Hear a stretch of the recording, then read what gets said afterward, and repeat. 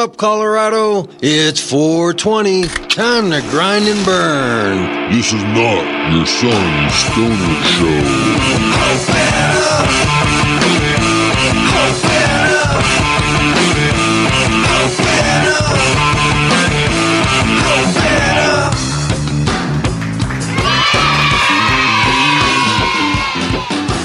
Welcome back, family, friends, fellow cannapreneurs. Welcome to the Cannabis Community Project, here for another weekly podcast from the CCP studios high up in Denver, Colorado. Here exploring the business side of this newly emerging Colorado economy, focusing on the business, the patient, the retailer, to the geek in the garage, creating that next innovation. This is the first media platform to help fellow cannapreneurs just like you build sustainable businesses while living the lifestyle. Hey, cannapreneurs. Before we get started with today's show, I just want to mention one of our sponsors. You know, we couldn't bring the show to you without sponsors because it really does cost a little bit of money to get a radio show, a podcast, a video production, social media, a website. Everything that's included in bringing you this show requires a little bit of investment, and our sponsors have stepped up and done that for us. Today, I want to highlight Dairy Berry's Recording Studio. Dairy Berry's Recording Studio, located in Arvada, Colorado, is your local recording studio with affordable rates. Mark is well experienced and will make your music, your show, or any audio you have sound great. He makes our show come across the internet loud and clear every week, and he can do the same thing for your band or your project. Take a look at dairyberriesrecordingstudio.com or give Mark a call at 303-456-8216. Thanks again to all of our sponsors, and this week's show we're highlighting Dairy Berry's Recording Studio. Now on to the show. Welcome back, and thank you for joining us. Thank you, my friends, family, fellow cannapreneurs, and all you out there who are joining us for the first time. This is not your son's stoner show. This is where you come to hear about what's happening in the industry, the latest in the industry, and all the businesses, from mom and pop shops all the way up to the big boys. This is everything cannabis, and I want to hear your story. You know, everybody has a chance to be on this show because this is a community show. Every week we're out there finding new businesses, new individuals, everybody we can find that has something to do with cannabis, and preferably something with business, just like last week. But if you didn't hear that show, let's take a couple minutes, go back right now, take a short-term memory flashback relapse, and then let's move on and find out what we got for you this week. Here we go.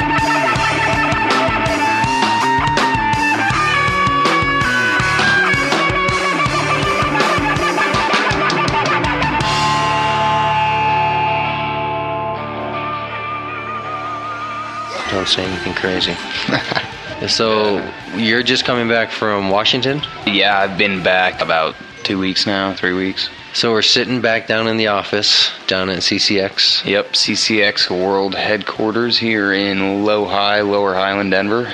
So I'm Jay Shah. So we're back here, find out your last ventures over the last month. You've been gone a while. Yeah, I was gone just over a month, like almost 5.5 weeks. It was a good time. It started out and ended with both with trade shows. Nice. So we left here. Josh and Maz got back from Washington towards the end of July, at the beginning of August, and they were here for maybe a couple days, and then we hit the road back out in my car up to Tacoma for Cannabis. Hitting the road like a musician on a band tour. That's what you got to do, right? Honestly, through the course of the past few months, and it was pretty long. You know, it was 4 full days of all business to business. So we were across the aisle. This was the Washington CannaCon? Yeah, CannaCon in Tacoma, Washington. I think it was the 7th through the 11th of August this year. What was that all about? Was that just a trade show? Yeah, or it was a pure business crowd that they wanted. You know, they marketed. Yeah, interacting with other businesses versus consumers.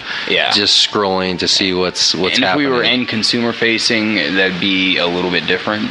But it was a really good avenue for us. That's how we make it work, and we're just thrifty with how we spend our marketing money. So did you make any sales? I mean, what did this come out as a success, and what were the metrics of success? Sales or just connections? General connections and brand recognition. Really becoming and being welcomed into the Washington industry was really awesome. We met some great people in Yakima. Jedediah Haney with Cause M has treated us really well, and they're doing some great things down on the east side of the... Yeah. I mean, I don't really see any increase in risk from having a free model versus having a paid model. This platform was to help transition, or still is, because I still think it's possible, but the point was to help transition the industry from making decisions on anecdotal information to making informed decisions if they want. They can pull that data, they can run any analysis they want of it for their own purpose, or any company really, even a lab can do that, and they can make any claims, they can publish any claims that they want, but everybody else will also have access to the same data. And if the process is not replicable and it's not, it's basically bringing the peer-reviewed aspect of academia and science and medicine. It's funny that you should mention different causes. I met a really awesome, interesting person while I was in Seattle. I was at the keynote speaker from that. It was a series of panels throughout the day. I think I sat on it was the very first one. It was business metrics and business intelligence. And I sat on the panel with Randy Simmons, who's the deputy director of the Washington State Liquor Control. 360 right there. I'm going to hit stop. There's nothing else to say. Sounds good. Thanks for stopping by, man. Thanks, man.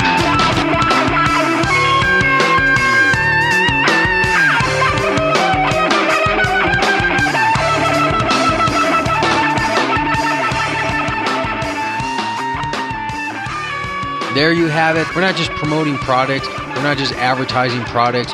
We're learning about industry. Maybe you have an industry. Maybe you have a business, a product, a service, or something else that's cannabis related and you want to get it out there on the show. Well, you can get it on this show by simply sending me an email or a contact via Facebook or any other forum where you can find us. CannabisCommunityProject.com will give you all that information. Contact me. I want to hear from you and I want to get you on the show.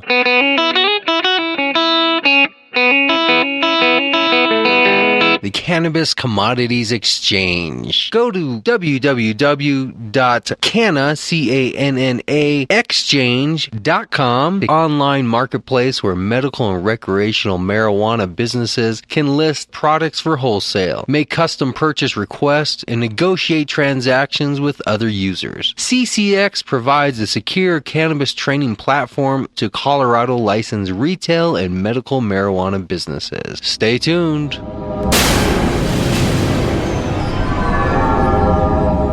Feeling guilty about a time with cannabis? Get it off your chest and confess it on Cannafessions, your public forum to absolve your soul. New voice message, Wednesday, 4:21 p.m. Hey, yeah, this is Mark. I went over to my grandma's house for a Christmas dinner, and I lost my bag. I looked all up for it, and I couldn't find it. Then I left, and my aunt came over. She was standing in the room, and the next day, my grandma found a bag and blamed it on her. Thought she was smoking weed. She kept denying it. She's older. She kept denying it, and my grandma, she was convinced it was her, and she wanted to take her to the hospital so she could get fixed because she was a weed addict. And I never told them that it was my bag. So, sorry, Auntie. Sorry, Grandma. It's really mine. And, yeah, okay, I feel better. Thanks. Bye. To replay this message, press 1. To delete this message and go to the next, press 7. And that was Cannafessions. If you have a confession to make, contact me via Facebook or the website at CannabisCommunityProject.com.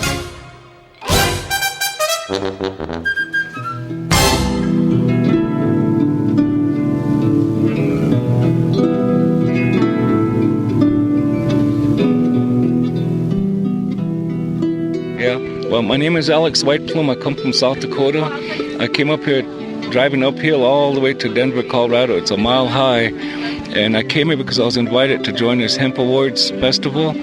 And so I decided to come and participate just to watch, to see who's getting awards for creating, developing a new substance with hemp. Because I'm all about hemp. I started growing hemp back in the year 1998. And today I have a federal restraining order against me, so I can't touch hemp, I can't grow it, I can't sell it, I can't do anything with it. And because I'm the only one named in the 1934 Marijuana Tax Act ban. No one's ever been named in it. I'm the only one, and I'm a Native American, they call us. But I'm really Lakota. What we want to do is just ease out of the poverty, slide into the middle class, and live a comfortable life. We don't want to take over everything. But our main goal in life is to protect our water. Our water is being destroyed at a rapid rate, and it's not going to do me no good to grow industrial hemp if I'm going to water it with radiated water. And so we're opposed to all form of mining, especially the uranium minings, the oil minings, the propane miners. They're ruining water, and then people in Colorado, they turn their faucet on and it lights up, and that really makes us sick. It makes us cry. Why are they doing this, and why ain't the people standing up? They need a boost of some kind to get up and defend what's real, and the water is real. So I come here today in Colorado, and I met a lot of friendly folks, and I'm just honored to be amongst people that are developing hemp and all its uses. People made me a wristband, I got a little knapsack, fanny pack, all types of things made with hemp, and that just makes me swell up with pride, and I wanted to do this. We could have been doing this for the last 20 years. We could have been way ahead in the hemp industry, but here we have to stand on the sidelines and observe other people doing this. So it makes us feel sort of jealous and envious, but again, we're proud that somebody's doing that. If you want to contact me, I'm real active on Facebook. I live way out in the country and there's nothing out there. My closest neighbor is 2 miles from me, so Facebook is a good outlet for me. I learn from people around the world what their movements is and what they're doing. It's under Alex White Plume, A-L-E-X, Alex, and then White, W-H-I-T-E, and then Plume, P-L-U-M-E. It's a double word. I want one more thing to say, though. I think what they call cannabis is what we need to start calling it instead of marijuana. And I think there should be no limitations on who's growing this, what it's about, the levels of THC, because all the fibers, everything is just the same as hemp. There's no difference. So I just want people to start fiddling with the plant and create new medicines, new sources of clothing. So I encourage everybody to start messing and fiddling with plants, the hemp plant.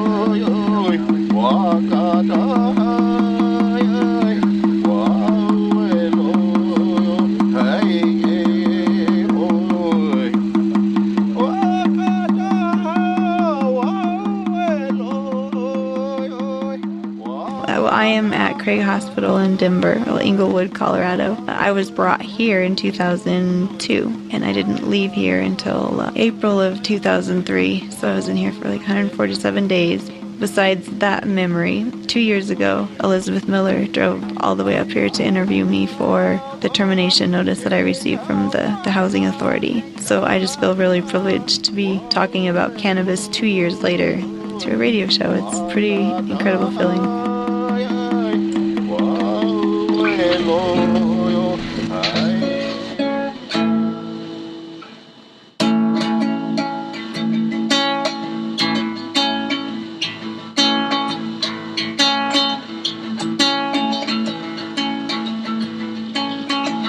I'm getting closer to the fact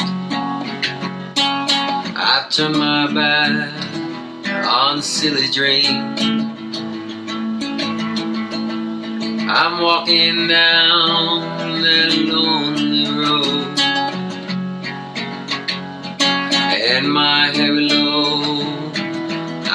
didn't bother to bring it. And the sun shine down on me. I feel like I deserve it. And the sun shine down.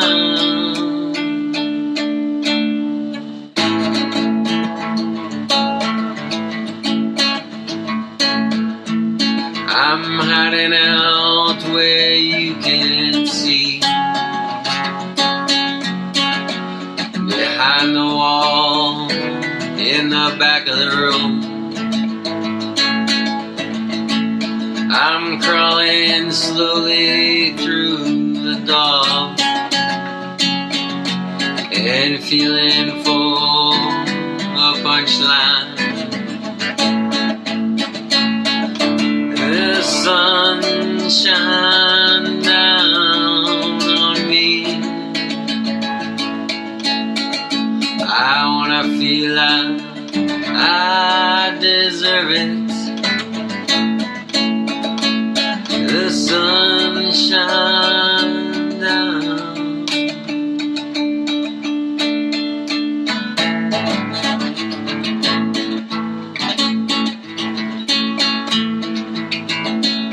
I'm walking down that empty road, but it ain't empty now because I'm on it. I'm getting closer to a home that I can carry and take home with me. The sun shine down on me. I feel like I have to earn it. The sun shine down. Like, are you asking, will I edit? Mm-hmm. Yeah, I'm going to make you sound good. Because I tend to ramble a lot. I usually only cut stuff out if somebody asks me to cut something out. Like if we talk about something that later you go, you know what, I don't really want other people hearing that, then I'll cut it out. But editing in the sense of shortening what you say, probably not. I don't think that type of editing helps the show or anybody else. What I will do is I will edit for fluency, and I'll cut out all the dead spaces, and I'll cut out rambling only if you repeat yourself multiple times. Go off into a raging rant. And. Well, there you go. People start to hear themselves on video and audio, and then they start to nitpick what's going on. That's why I do audio and not video. Because if it were video, people would just be completely neurotic and it would be craziness. So yeah, I don't want to do that. When things are in an audio format and you're listening to somebody for hours a day or hours a week through a pure audio sense, you build a connection with them that's more personal than if you see them and you're visually modifying and adjusting and evaluating and critiquing, and people are kind of more performers in a visual sense. When you're audio, you don't really have to be a performer. That's true. And then you get to always wonder what they look like. And then when you see them, you're like, oh, it doesn't really match their voice. Oh, yeah, it does. The article you sent me has your picture on it, and your Facebook has you on it, so I don't think you're hidden. I saw you in the cool, what was it, like an ATV chain wheels, the track wheels? The action track chair. Yeah, that thing is awesome. It's pretty cool. I love that thing. So can you state your name, just so we know who we're talking to? My name is Ashley Weber. I'm chapter leader of Parents for Pot. I am on the board of Normal, Colorado. We do a lot of work with Gorilla Healer and PH Care, Cannabis Patients Alliance. There's so many great organizations here in Colorado. Is that because everybody that meets you wants to put you on their board or organization, and you just keep adding? I hope so. I hope I can contribute some good to them. How do you manage so many organizations? Just try to keep up with, everybody in the community actually keeps up with me, and they'll let me know if something's going on. It's pretty neat. You're an activist? I would definitely call me an advocate for sure. How long have you been an advocate? Probably over a couple of years, a very strong advocate. That's a little different because most people I talk to have stories like, since I was 12 years old, I've been this or that. Why the sudden and rapid shift to the industry just a couple years ago? I always hid myself, and I always say hidden in the closet, and I never really allowed myself to be known as the stereotypical stoner, as people would call it. I was sent a termination notice, due to the use of medical marijuana in a Section 8. Housing termination. A housing termination, because I live in Section 8. How did they find out about this? Somebody walk by your house and smell some smoke, or catch you out on the front porch? No, I actually turned my receipts in, and yes, I know what you're going to say. Everybody says that. What the hell did you do that for?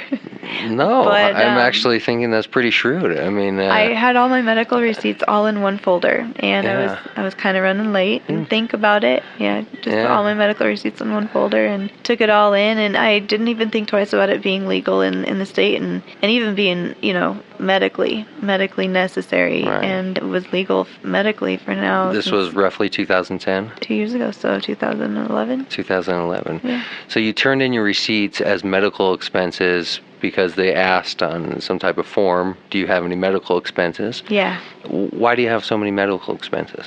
Well, I suffer quadriplegia. I was in a car accident when I was 18, a rollover car accident, and I broke my cervical spine in 4 different places. I'm sure you've told that story a lot. So is there a place where people can read about it, where it's already been written or reported somewhere? Not too many people have written about it. You can find it. The Westward has done a really good job with their story. He covered me from when I was 18 up until the win of the case. But if somebody searches the Westward website for you, Ashley Weber, they can find articles and read up about it. TheWestward.com, yes. Yeah. You started using cannabis because somebody said this will help you, or do it because everybody else is doing it? What was the exact transition? It's always a friend, right? Right. Yeah, my best friend, she said that this would help my spasticity. I grew up knowing it as the devil's lettuce. Like, it was, you look at it and you're going to hell. The devil's lettuce? The devil's lettuce. Where are you from? That's funny. I've never heard that before. Wiggins, Colorado. Wiggins, Colorado. I've never heard that before. Yeah, I remember driving around, a couple friends of mine, and they opened up a sack, and I looked over, and I just remember, like, oh my God, you just committed a sin.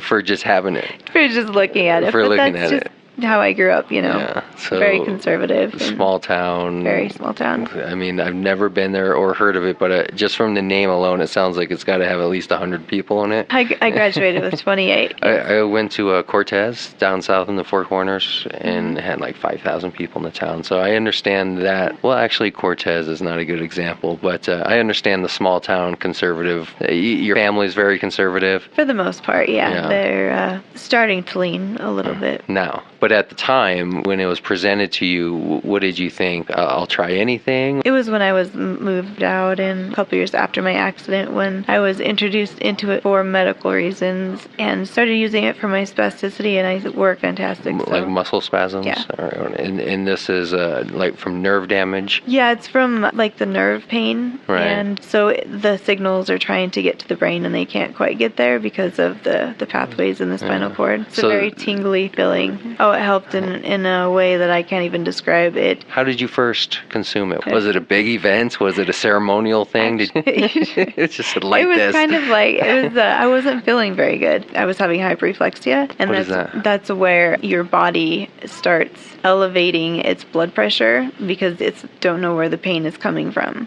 So your body's like freaking out. It's under emergency. In my head, it feels like it's just going to explode. She gave me a hit off of her pipe and said, just suck as hard as you can, and I did, and it lowered my blood pressure. It calmed me down instantly. Instantly, the anxiety was gone, and this was the first high in your life. Also, the very first time. Yeah. And then I had went out to Alaska and experienced Alaska weed, and you went to Alaska to experience Alaska weed, or you happened to be in Alaska? I happened to experience Alaska weed when I was in Alaska. I was going to say, I'm sure there's places closer than Alaska. Yeah. What was so special about Alaskan weed? I took a trip out there. Okay. So it was pretty neat. But that was the second time that you began to use on a regular basis where you could see the effects happen daily. And were you eating it from this point on, or No, you I smoking wasn't now? introduced into edibles until about, I want to say 2009. There's really no argument when it comes to just looking at people who are using it, right? I mean, do you need to wait for science? Do you need to wait for research to see what the studies say? No, I think I've done enough on my own, and I think everybody else can do their own. And come to the conclusion that it just needs to be a tomato plant, grow your own, know what works. When did the accident happen? In 2002. But you waited until 2010, which means you spent 8 years. How were you paying management? How were you dealing? In 2009, when I started eating edibles, I was on pharmaceuticals, high pharmaceuticals. I was on Oxycontin, oxycodone, Percocet, Vicodin, diazepam. And what was that doing? To me, that would put me just in a lethargic state. I didn't want to go out. I didn't want to see anybody. I didn't really care. It puts you in a depressed mode because you don't really care if you go see anybody. You don't care if they come and see you. And that's depressing to be around. Yeah. Did it take the pain away, but that was also the side effect? There was many side effects. It seemed like whenever I was on really high doses of the pharmaceuticals, I had to counteract it with another drug. So whenever they're handing you a handful of drugs, they're also handing you a handful of drugs for the side effects for the others. And they're all pill form. Oh, yeah. So just destroying every part of your liver and kidney going through the system. Yes. So you made a choice to stop taking those and switch? Well, if I could afford it, that would be nice, but I can't. And I don't What do you mean? afford cannabis just as a medical treatment. Because your insurance plan covers pharmaceuticals, but will not cover any type of cannabis consumption? Or If I could treat my condition just with cannabis, I could totally remove pharmaceuticals from my life. Well, how much are we talking here? I mean, what do you need to consume to counteract what pharmaceuticals do? Well, that's a hard thing to diagnose because as a patient and dealing with caregivers and such, Colorado doesn't allow caregivers to test their product. So you're not sure exactly how much you're getting as far as THC count, as far as anything, actually. Wait, say that again? What do you mean Colorado won't? Colorado will only allow dispensaries to test. Oh, okay. As far as to be the official, to accept, the labs to accept it, they have to be a registered dispensary. And they won't test anybody that's just a regular caregiver. So the price at dispensaries are unaffordable to your needs? No, I live off of SSDI, so that's all I get, and I have a 5-year-old son to take care of also. So wow, this is crazy. What does your red card allow you to have? My red card allows me to get as much as I want, really. In a dispensary, you can buy up to an ounce in a dispensary at a time. But the plant count that they gave you with the red card? The plant count that I have with my red card is 6. So if I would sign that over to anybody, it's still only 6. And the doctor that I have can only prescribe up to, I believe, 28. Yes. So they're trying to cut people and their plant count down so the caregivers aren't able to grow as much. And then you're forced to go to the big companies, which you don't know you're getting organic, you don't know pesticides that they're using. So I use a private caregiver, and he's amazing. I've got a lot of people that help me out. I give a shout out to everybody who helps me out. So you're still taking pharmaceuticals? Yeah. In large doses? No, not in large doses any longer, no. Drastically different than what you were taking? Drastically, yes. So what is your daily life like to kind of mitigate life? So my daily life, it starts at about 5:30 in the morning, and I have caregivers come in and help me do my morning care. And then my son wakes up, I have to do breakfast, all that good stuff, and house chores. He only goes to school half a day, so. How old is he? He's 5. Oh, okay. Yeah. So he's in kindergarten? Yeah. My daughter's 6, so. Oh, great. Yeah. So you get the full day. She just started first grade. We're only doing half day right now, so. Yeah. Still homeschool for mama. So you teach him the state curriculum? Yeah. Well, yeah, I do whatever. You're a busy person. Whatever I can. Yeah. I'm definitely, it's hard to keep up with everything. The earlier the better. Head start, right? Yeah. I mean, any type of learning, whether it's a structured or institutional learning, the earlier the better. A child's mind is just, that's why they get into trouble so much, because they're so ready to learn. So he's 5 years old, so he's starting, is he he's to the age where he's able to kind of see what's going on and start to formulate questions. And He's pretty advanced for his age because I've been in a chair his whole life. He's learned to adapt pretty much to everything that I need and that goes on in my life. So it's pretty neat that he gets to be around it and see it, but it's also to somewhat a disadvantage when he is around disabled people because he doesn't look at them any different. So he's a little rough at times. In what sense? And just, his interaction. Yeah, his interactions, because he's like, oh, you're the same as me. His expectations are at the same standards. Yeah, because he doesn't look at me any different, so he doesn't look at anybody else any different either. I guess good and bad, right? Yep. All the same. Yeah, I think it's a very good thing to have. Yeah, that's so great that you're able to experience that still. Yeah. That's great. I mean, he's absolutely everything, and he goes to the hemp events with us, and he loves meeting everybody.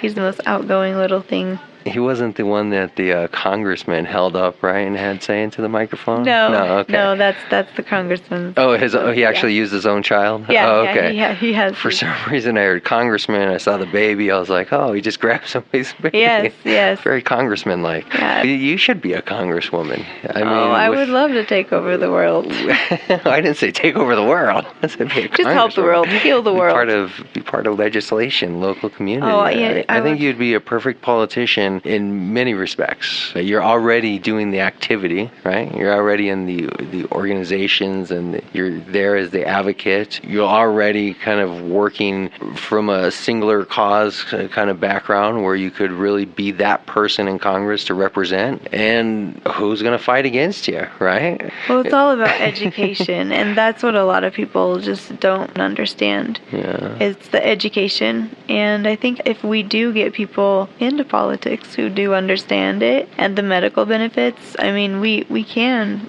heal the world, you know. I think we should get you into Congress as a jobs program because you're Mm-hmm. already on state money, right? So we might as well just transfer that state money to a better fitted job. At this point, it's the equivalent of like somebody with a PhD working fast food. It's like, yes, you're receiving money, but you know your skills could be better used elsewhere. So I think just out of pure public good and decency for saving our budget, we should transfer that money to Congresswoman money. I agree. I would love to do that. Well, all in time, right? All in good time. You're active and you seem to be very ambitious and have a lot of dreams still, yeah? Yes. Well, what are some of them? You want to share a few? Well, I would love to write my book. I was cleaning the other day and I went and I found my diary from my car accident back in 2002. Every day there's a post about what happened. That's some dedication. Yeah.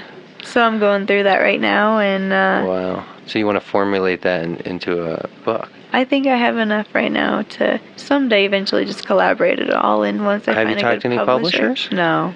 That would be a perfect book. It would be. And one that would make you money to fund your political campaign.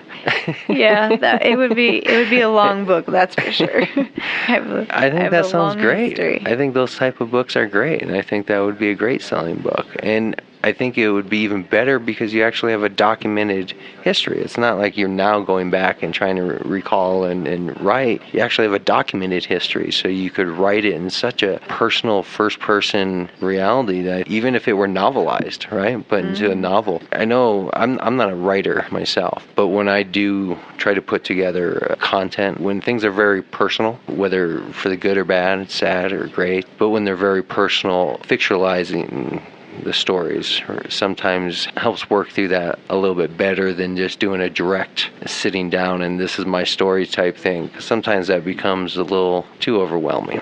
Yeah, you know? I agree. Right? But I mean, how much more overwhelmed can you be? I'm sure you've hit your limit of overwhelmedness many a times. I am, but I still take more on. That's the problem. Well, it keeps you busy, right? That's right. Staying busy is a good avoidance sometimes. Yeah. Being busy. I feel that spinal cord injuries are like a silent thing that not very many people talk about or really know about. And you want to educate the world on... I really think that people, whoever it is, I really think that they should for sure 100% be on cannabis. if you have a spinal cord injury. Not only the neurogenesis that comes along with it, I have received more function in my triceps ever since I've been in a whole plant oil. Physical movement. In my triceps. I've felt a lot more movement in my triceps and feeling as well. You're eating oil drops, hash oil? Just pure cannabis whole plant oil in the syringes. So it not only helps like the spasms, but it helps like the nerves regrow, and they might be regrowing at a slow pace, but eventually. And I assume that that's allowing you to work a little bit more, make some scarves, and it's allowing do me designs. to keep up with my business. When did you start the business? Over a year ago. Oh, okay. What motivated you to do that? Was it pure money that you needed to find a way to make some money, or did you have a creative desire to get out? I had a definite creative desire to get out, and once I did, I was picked up by a store in Longmont where I live. That you're selling right now? Yeah. You got your name on a store shelf somewhere? I did, but I did not go through with it. I stayed and I only made them custom ordered and donated to Relay for Life. And then we also auctioned one off for Apparel Valley and did all that good stuff. How long does it take you to make a scarf? Oh, it'll take me a whole day to make a scarf. A whole day? A whole day. I thought you were going to say something nope, I tell my son, let's go to the park. Is that fast or slow in the knitting world? That's very slow. That's very slow. Like but knitters can just knock that stuff out. But I use my arms because I have no use of my hands, so I use my arms as the needles instead of the needles. So it stops at your wrist? And so everything is done from wrist? From wrist action, yeah. Wow. Yeah. Your brain is working in such a way differently just because of that. Every time you learn to do something different, your brain has to just keep changing where you're working. And even mental stuff, my brain has had to change. Are you exhausted? Exhausted in many ways. Yeah. I remember you just become creative in such a simple way, and you never really understand it until you're in a situation. I had dropped my brace the other day, and I had no way of picking it up. And no one was home, and I needed to work. I was like, oh, my son, he had just broken his curtain rod and pulled it down, and it was laying up against the doorway. So I was like, perfect. So I went over and I picked up the curtain hanger, and I went over and I picked up my brace, and I was like, this 99-cent curtain rod saved my day. Well, there you go. So I have it, I taped it, and I have it in my room now. So the littlest things make the biggest difference. That's the equivalent of doing like a workout. It is. So now the next day, today you're that much stronger. Mm-hmm. Creative is one of those things that comes and goes to me too, where sometimes it's just you gotta do something either with your hands or with your mind or just make something, and then you spend 72 hours obsessively doing it, and then you take a break for a couple weeks. Yeah, that's come right. back to it. I introduced a new line this year. It's a glass ring for your scarves, so you can put like a sliding. It's like a bead, only it's made out of glass. Like what do they call them? The bolo ties? Is that what they're called? Sort of like that. Something like that, yeah. Or as the old Boy Scout. Boy Scout. Or the cowboy little. I was a Boy Scout, so that's how I remember doing the scarves around the neck. Yeah. So you're going to make those also? I have a friend. She's a glass blower, and she lives in Longmont, and we're going to go in together, and I get to design them, and she gets to blow the glass, so it works out. How are you going to design them? Like on the computer, or? We're going to pick the colors of the glass, and then what she does is she just swirls them around, and inventively somehow we're going to have a hot plate to where I'll be able to draw, and then we can put it on glass pieces. And so anybody out there with any ideas of a hot glass plate where I'm not going to burn myself, that would be awesome. I don't know, because I don't know anything about that. But what I can do is when you make this stuff, let me put them on my website and sell them for you. People, when they go to my show and listen to it, if they go to the little store section and they see your scarves and your rings and stuff, they can buy them and get you some money from Cannabis at least. Yeah. Well, like I said, the cannabis community, that they have helped me so much that I haven't had to pay anything out of pocket. So many people, I don't even want to say one person's name because I don't want to forget one person. Right. But Well, I mean, just so stupid that companies just don't get it, that pragmatic economics. they could just save so much money if they just covered your purchase of cannabis, because that means you would stop purchasing $1,000 pill probably type pharmaceuticals and switch over to $5 a gram cannabis purchases. And I think that's what everybody was a little bit angry about at first, because I did have a few comments on the first article that was put out about me and my case, and the situation was by Elizabeth Miller in Boulder Weekly, and she did the first article, and I was so grateful for her. And Jeff Gard from Garden Bond in Boulder, he read the article, and he picked me up pro bono, and he took on my case. And so that's where it all started. He took it up locally, sued the look it up. He took it up. HUD or who? He called them and was seeing what the issue, I guess, was going to be to solve that. And I had thought I had solved the issue the next day after I received the termination notice, but they had to go through with protocol and do what they needed to do. So that's when I was fortunate enough to have Jeff Gard. He's a great overall person and a great lawyer. Is this the case you were saying that went to Supreme Court, or no? It didn't go. He wanted to take it to Supreme Court. I had other lawyers that I had been contacted by. They could have taken it to Supreme Court, and it could have went probably that high. But you said you set precedent here locally. So they reversed their decision and they let you keep your Section 8. Yes.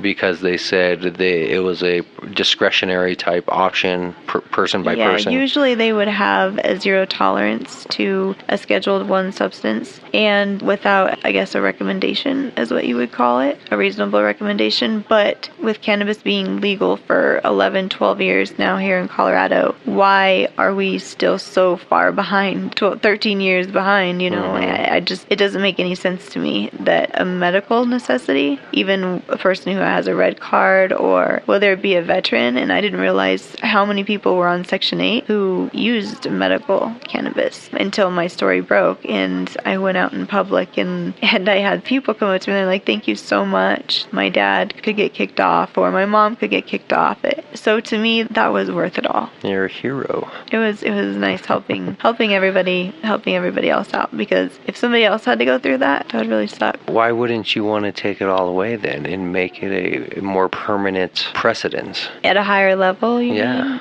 Well, at a higher level, that would be great. But if you would take something, I think maybe that big, to the Supreme Court and they knock it down, that nobody would ever want to try again. I just see that with so many things happening right now, and how corrupt the government is in just the legalization and the prohibition period. It doesn't make any sense. And it's all ran by the pharmaceutical company and by the big money. So you basically won your battle here, so why take the risk of having it turned back on you from something out of your control at a federal level? If I could amend it on a local level, I could help myself and my son to make sure we have a place, and make sure that I was able to help other people. I think that qualifies you as a hero. I hope so. Yeah, you helped a whole bunch of people and yourself, and you did it by fighting against a seemingly unwinnable cause, right? Yeah. A government. I mean, maybe not the federal government, but a government. It was a year and 4 months of tiptoeing. It was just an overwhelming feeling, and just it's a grateful feeling for everybody. Yeah. And everybody that I got to meet because of it. I wouldn't have met anybody. Yeah, I'm sure you've met a whole network of individuals now. Now you are, I guess in a bad way of saying it, you're a poster child of I guess, you would say that, I guess in the most literal sense, you're going to be put up on posters, and people are going to point to you and say, see, this is why, this is why this or why this. On both sides, people will probably point to you for better, for worse, right? Let's hope it's all for better. Right. Like we said, that's why you should run for Congress, because who's going to fight against you, right? What's the arguments? Who's going to run negative ads? Oh, right? man. Evil people out there. Evil. What do you never get the chance to talk about when people want to come and interview you? Well, I usually talk about everything for the most part. Not too many people know about, I guess, my life before the accident. They just know of me in the cannabis world. They don't really know too much before. You were very young before, so you were just out of high school or just finishing high school? I had just graduated in 2002. Yeah. And what was your life before? Were you on I was track very to be... active, very, very active, and I wanted to be a doctor, so... I read that you were in, was it med school or was it 18 or something? You were studying medicine? I was working in the ER, the emergency room. How did you swing that? I homeschooled myself for a year, so I was able to graduate and go to college at the same time. That's awesome. You're obviously then a very intelligent person and very ambitious, which probably contributes to your success today. I mean, in the recovery world of those similar to, I mean, what does the future look like and how are you compared to others? My future, I'm just going to continue on helping everybody that I do with the cannabis oil and educating the others. I really hope to learn more and be able to study and figure out what it is we can do for spinal cord injuries and what it is cannabis can do for spinal cord injuries and nerve regrowth, as well as, obviously what everybody wants to know. Why can't you be a doctor now, still? If you wanted to be then, why can't you still be now? I don't think I want to be in hospitals anymore. You're burned out on hospitals. I'm burned out on enough of hospitals. For sure. But that's understandable. A chemist for sure. I could totally go do some chemical stuff. Specifically cannabis chemical stuff or just in general chemical stuff? I would do cannabis chemical stuff, like finding new extracting type ways or new ways to consume or new properties of. Yeah, because there's always new ways. You're finding that there's so many ways to make the different things. There's edibles, there's oil, there's so many ways to use it now, and we're seeing the benefits of it. When a child is having a seizure, the best way to administer it is through the mouth or with a suppository, but that's sometimes too hard. So there's got to be other ways in administering, like the medicine and how you do it. And if doctors would get on board, it would get done a lot faster. Well, I think maybe that sounds, being a scientist, maybe beats a congresswoman. So go do that first. Go do that first. Just do everything. Go be a scientist first. Figure out that and then go be a congressman. That's great. Follow your dreams, right? Yes. Excellent. First a mom. That's first and foremost. So biologically you were able to carry a full pregnancy? How? Yes. From start to finish. Wow. Amazing. It is.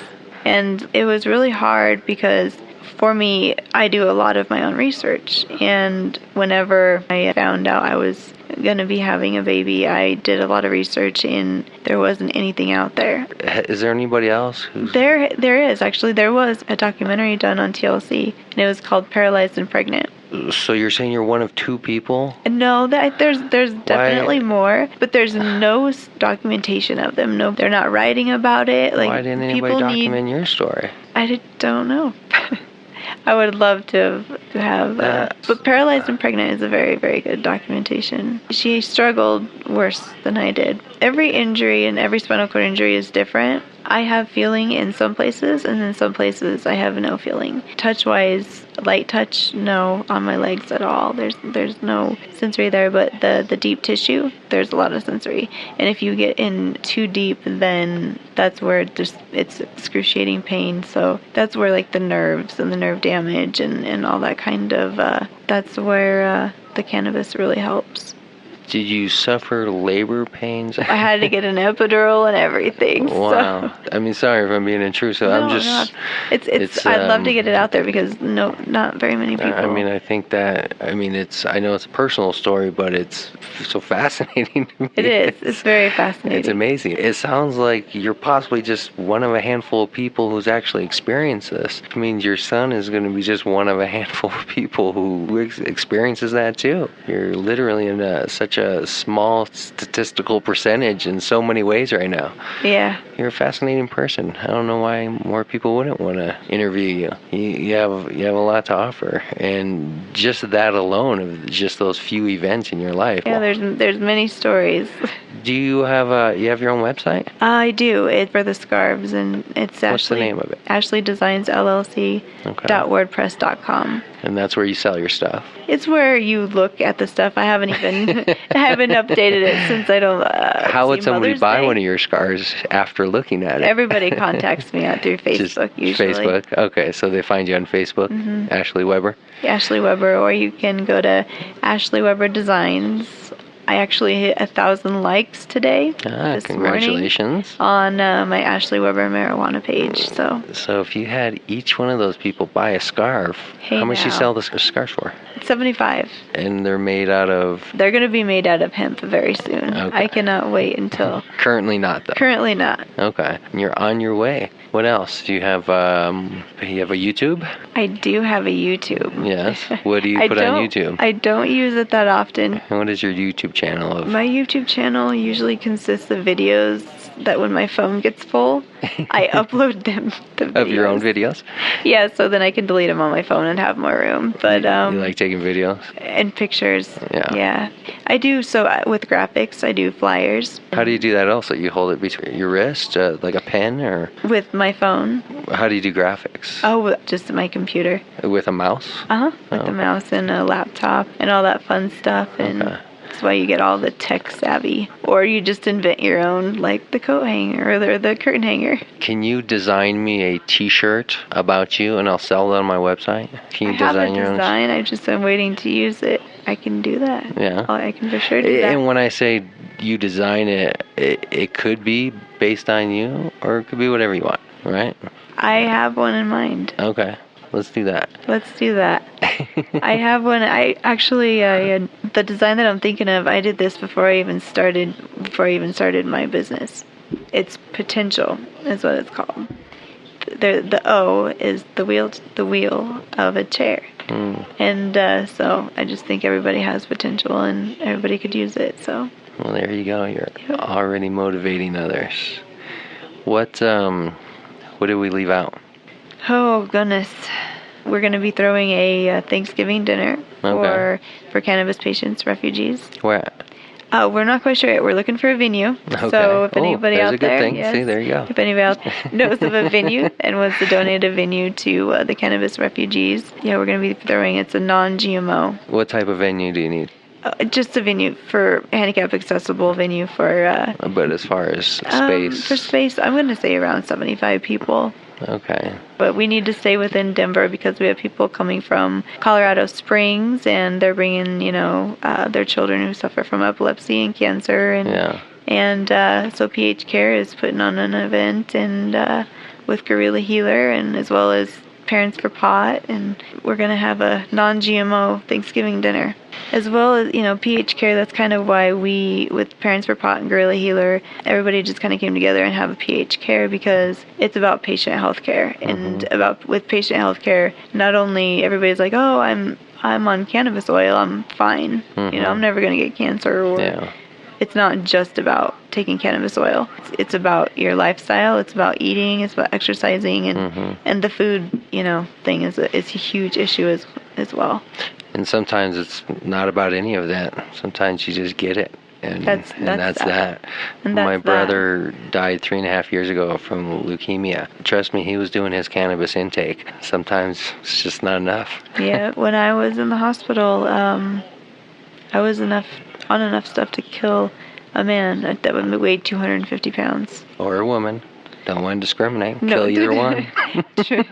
True. But I was on that much, what do you call it?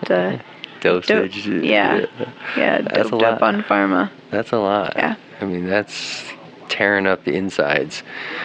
So you still suffer extreme pain on a regular basis? When I wake up in the morning, it's definitely like at the peak. And then I, will take care of it from there with cannabis. And it's why a lot of people don't like the dabbing. They think it's, they call it the crack of pot. Everybody's afraid of the torch and everybody's afraid of glass. Yeah. But for me in the morning when I wake up, it's a big concentrated dose. So I don't have to sit there and smoke 2-3 bowls. Right. And it takes, the edibles way too long to kick in. Well, too long to kick in. And edibles don't always sit well in stomachs, and and once they're in the bloodstream, it affects you differently. I forget what the exact chemical is, but once edibles pass through your liver, it creates a whole different chemical, which is completely different in a psychoactive way than smoking it. Yeah. And a lot of people are just sensitive to things being in their body. But when you eat a high dose of edibles, you get a little panicky sometimes. All right, here's a piece of advice. Always carry around a CBD pill. a CBD pill to immediately counteract it. Yep, if you're ever feeling too stoned. Like a cyanide pill. That's what I wanted to write the lady who break the bottle. The New York Times lady. Right. Who ate the whole cookie, and she wrote about it, or was it a brownie? There's a few stories like that. And then she came to Colorado, and I just wanted to write her and be like, next time, always carry CBD pills in your purse. And that's good advice. I never thought of that. But also, who just novicely comes and eats a whole anything, not really being a user, and just sits down and chows down on a full cookie or brownie? I have little sympathy, and I'm a little bit annoyed by that type of activity. Oh, I know. I mean, I know my dosages. I mean, I know I have a slow metabolism. I'm a big person. I need a lot, and edibles don't do much for me. Concentrates, though, they'll make me panicky sometimes. Mm-hmm. Sometimes I'll look around the room, see who's looking at me. Am I sweating? The stuff now they have, it's pretty, the shatter, that's clear. That's we're joking and kind of making war stories about it, but I think you bring up a good point. Yeah. It's just concentrates, which means it's a faster, higher, cleaner dose into your system. Yeah. And smoking bowls for 20, 30 minutes is not efficient use of time, or it gets smoky. Yeah, not everybody wants their house smelling smoke. I can't hold a lighter or light a lighter, so I have to have somebody stand there, and nobody really takes that into consideration as well. Who wants to be the lighter holder? Yeah, and the bowl holder and the carb holder, and then here I am choking, and you don't have any type of like self-starting mechanism or lighter or anything, like you push a button, something heats up? No. Where are all the engineers out there? I know. I need some engineers.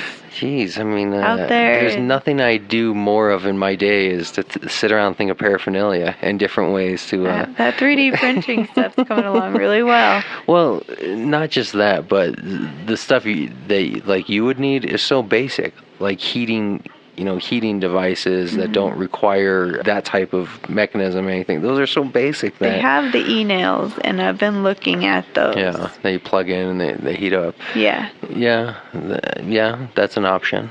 Yeah, so, and people are afraid of the butane extraction, and that kind of stuff, because they think you're inhaling too much butane when you're dabbing, and... not if it's cooked right. I agree, and the only point that I have to make is, when I do smoke 3 bowls, what am I inhaling? Because it's the same, Right. You're getting lighter fluid in there as well.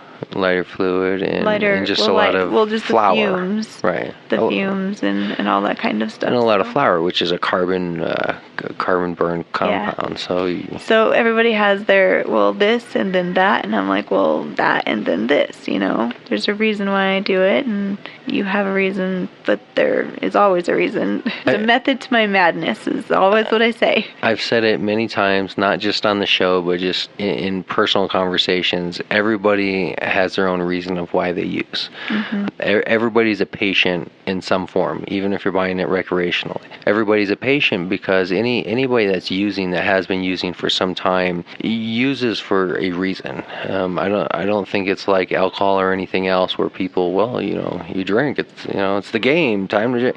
I don't think it's like that at all. I think everybody's a patient. Everybody has their own use. Everybody has their own use, and some are very similar to others. I know why I use, and it's very different than why you use, but we're all patients. And I don't have anything against recreational users at all, and that's just the thing, is a lot of people are against rec.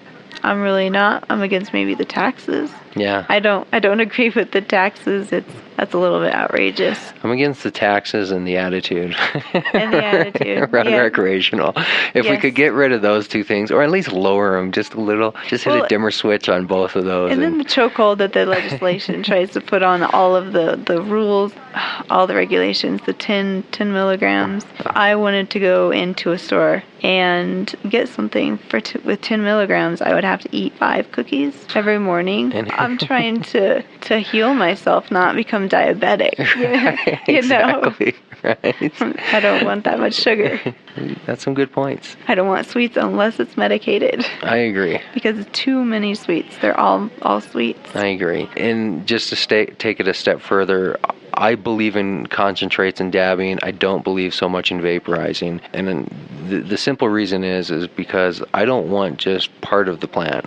I want all the chemicals that come from the plants. In vaporizing at low temperatures, that's just burning off THC. This is why I smoke flower, is because yes, maybe smoking a flower compound might be a heavier smoke for my lungs, but it's giving me all of the chemicals in the plant. I don't want to just siphon off certain ones, because THC is great, but it's not the only one in there, and it's not the only one that affects my body and my mind and does what I need. Right. When I just do vaporizing stuff, it gives me such a headache. It does something that's too different than what I'm used to, because it's just a part of it. I like dabbing in concentrates. I like flowers. Edibles, not so much, for some of the reasons you talked about in vaporizing. It's kind of it's like Are you talking about the vaporizing pens? Well, in general, the concept of vaporizing of a low temperature burn that's right, of a low temperature burn that just boils off the THC and doesn't get hot enough to start to burn off the additional chemicals and then into the plant matter. So like a volcano, so to speak. Yeah, I mean, I understand that vaporizing gives you a somewhat concentrated. Well, no, I understand what you're saying, because even the first pull that you get is different from the second pull that because you can run it, and you get different, the different compounds. I think there's 66 cannabinoids, right?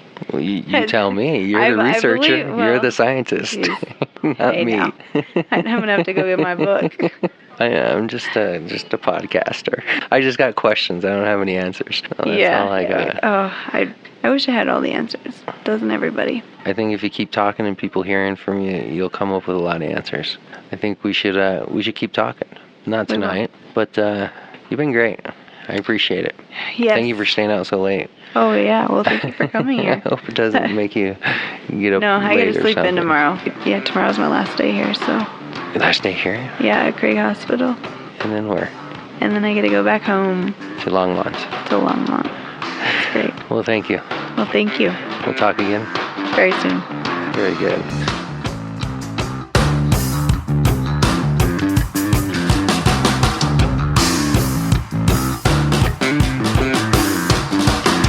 Thanks for listening to this week's show. Make sure to come back next week. We're going to have more guests lined up, speaking with dispensary owners, growers, business owners. Make sure to follow us on all of the social media, Facebook, Google+. You can listen to our shows live from the website or your preferred listening platform. Find us on iTunes, Stitcher, SoundCloud, Spreaker, even YouTube, all under the same name, CannabisCommunityProject.com. We'll see you next week.